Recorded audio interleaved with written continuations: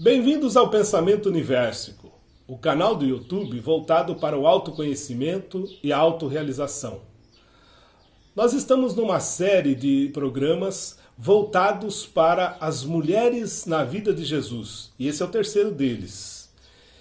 E esse terceiro eu quero falar sobre a mulher cananeia. Então, Jesus, naquele tempo, impactou toda a Judéia com a sua mensagem, e a gente tem que entender o Evangelho com dois aspectos. Não é? O Evangelho é sim a boa nova do reino dos céus, não é pregação de igreja, como a gente sempre insiste, não é pregação de rituais, é a pregação de que o reino de Deus está entre nós.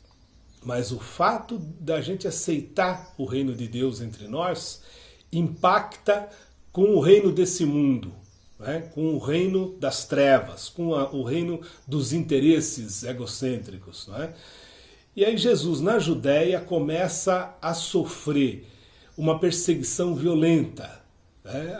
Os seus inimigos queriam mesmo matá-lo e não viam a hora de emboscá-lo em algum lugar e conseguir aniquilar ele e seu grupo, porque consideravam então uma seita falsa, um falso profeta que vinha incomodar aquela religião tão tranquila, né?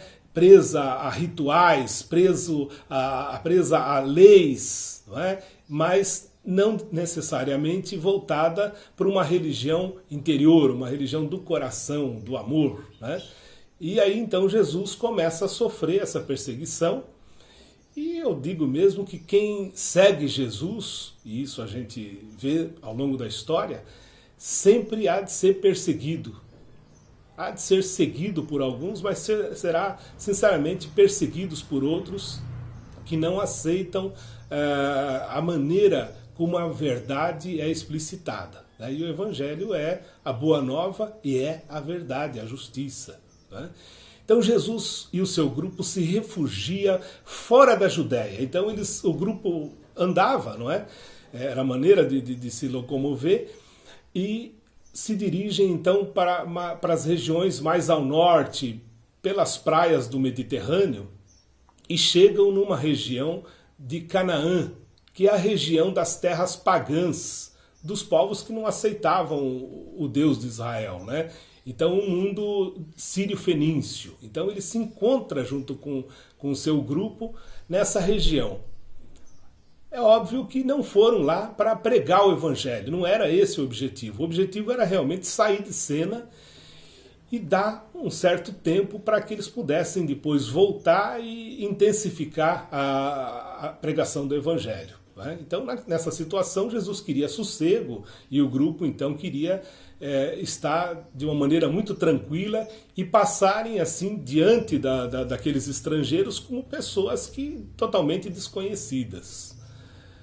E num dado dia eles estão na Cananeia, em Canaã, e uma cananeia, uma mulher, começa a gritar no meio do povo, pedindo para que Jesus, identificou Jesus, né, como aquele homem que curava as pessoas. Então ela gritou pedindo misericórdia para Jesus, para que a sua filha fosse curada. Né? Então havia a crença de que as pessoas, os males do corpo e do mental, eram então manifestações demoníacas. Né? Então ela entendia que a sua filha então sofria de uma dominação demoníaca, e sabia que Jesus havia curado muitas pessoas, expelido muitos demônios, e conseguido libertar muitas pessoas de doenças. E aí então ela começou a seguir, né, e perseguir mesmo o grupo, e pedindo a misericórdia de Jesus. E gritava a plenos pulmões pelas ruas onde eles passavam, identificando para todo mundo que aquele era um homem diferente, que aquele homem tinha poderes. Não é? E Jesus ia seguindo o seu caminho sem dar atenção qualquer para aquela mulher. Né? E num dado momento, os seus seguidores começam a pedir para ele, né? Mestre, despacha essa mulher logo de uma vez, porque ela vai ficar nos perturbando, e o objetivo nosso aqui nesse país era realmente nos refugiarmos e não sermos identificados. E Jesus não dá atenção nem para eles, né? Então continua o caminho e essa mulher grita, corre atrás dele, gritando a plenos pulmões: Filho de Davi, tem misericórdia de minha filha, né? Liberte-a desse mal. E Jesus não dava atenção, parecia que Jesus tinha um coração de pedra, né? Então o Roden fala isso no Jesus Nazareno, né? no volume 1, ele conta toda a história do Evangelho de uma maneira, diríamos assim, linear, né?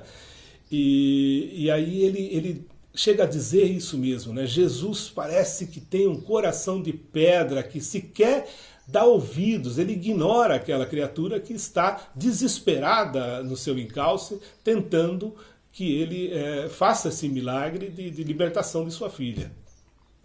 Até que então o grupo entra numa casa acreditando que a mulher ficaria do lado de fora e que eles poderiam dispensá-la, né? A partir dali ela iria desistir. Mas o desespero da mulher era tão grande, e o amor pela filha, a necessidade de uma mãe de ter realmente a sua filha de volta, a sua saúde plena, que ela invade a casa. Ela entra no recinto, que não deveria entrar, e ela pede para Jesus, insiste profundamente com Jesus, até que Jesus parece que perdeu a paciência com ela e tem que dar uma resposta. E ele dá uma resposta incisiva, talvez a expressão mais dura que saiu da boca de Jesus de Nazaré, que é manso e humilde de coração. Então a gente vê um Jesus muito estranho aqui, não é?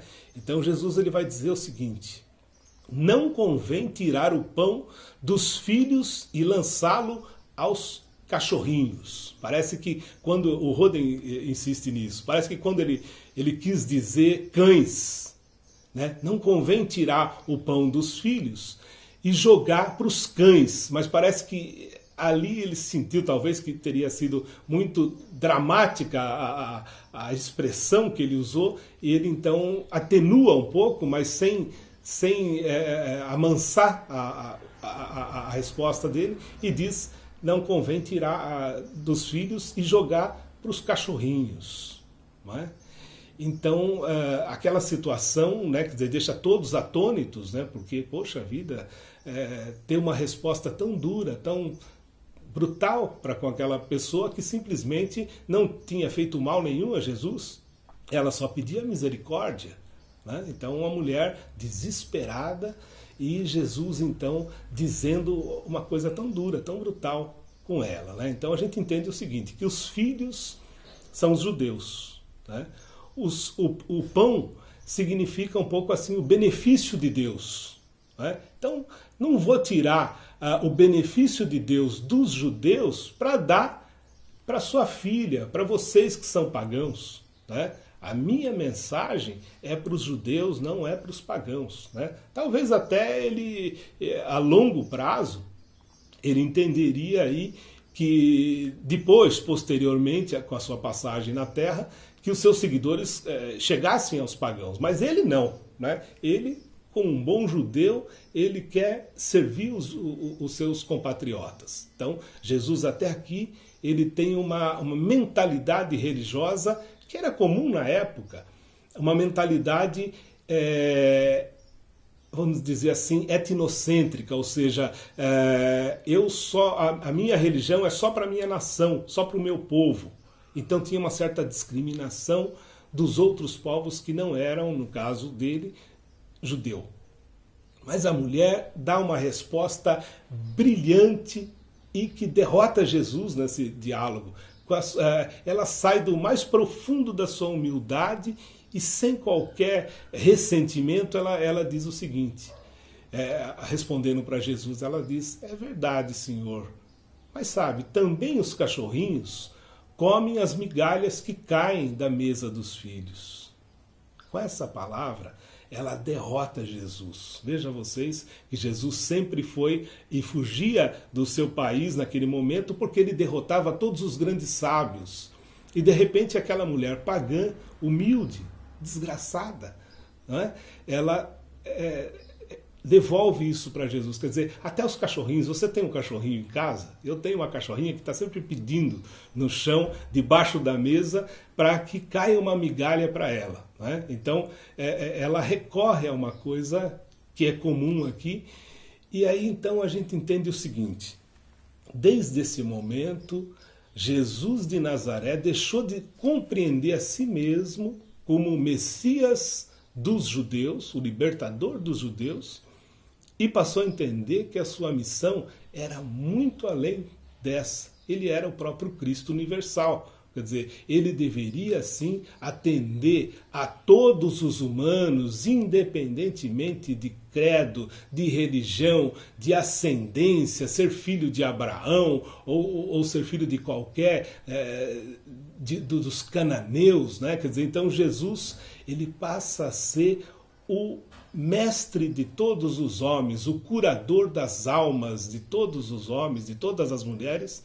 E aí ele responde para a mulher: olha, mulher, a tua fé é tão esplendorosa, ela é tão grande, tão poderosa, que eu só posso te dizer que você volta para sua casa, que aquele demônio já liberou a sua filha, porque a sua fé é muito grande, o que você falou aqui é muito poderoso. Né? Porque aquilo, então, a gente pode entender que aquela mulher converteu o próprio Jesus de Nazaré a ser um mestre de toda a humanidade e não mais aquele mestre fechado nos seus conceitos e preconceitos, porque revela plenamente essa visão de um certo preconceito de Jesus aí. Ele foi muito difícil com ela, a palavra é muito forte. Né? E ele então ele se arrepende. Né?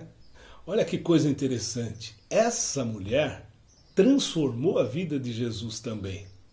Ele também foi evangelizado e evangelizado por uma pagã.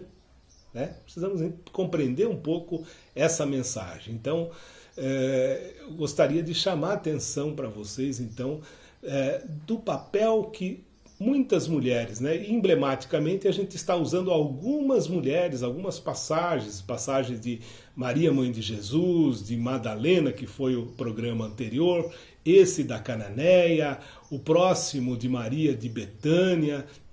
Essas mulheres e muitas outras transformaram a vida de Jesus porque Jesus prestava atenção nelas. As mulheres têm uma sensibilidade incrível, né? E que naquele tempo os compatriotas, as pessoas de uma maneira geral do mundo antigo, desprezavam as mulheres. Né? E Jesus então ele está aprendendo com as mulheres a ampliar, a alastrar a sua concepção de boa nova do Evangelho. Né? De que o reino dos céus está entre os homens e de todos os homens, de todas as raças, de todas as cores, de todas as denominações, de todas as concepções. Uma boa nova alvorada a você. E se você gosta dessas conversas nossas, eu convido você a continuar conosco no próximo programa. Se você gostou desse programa, pode curtir, né? E venha para o nosso grupo no Facebook. Nós temos um grupo no Facebook chamado justamente Pensamento Universico. Participe conosco. Uma boa nova alvorada.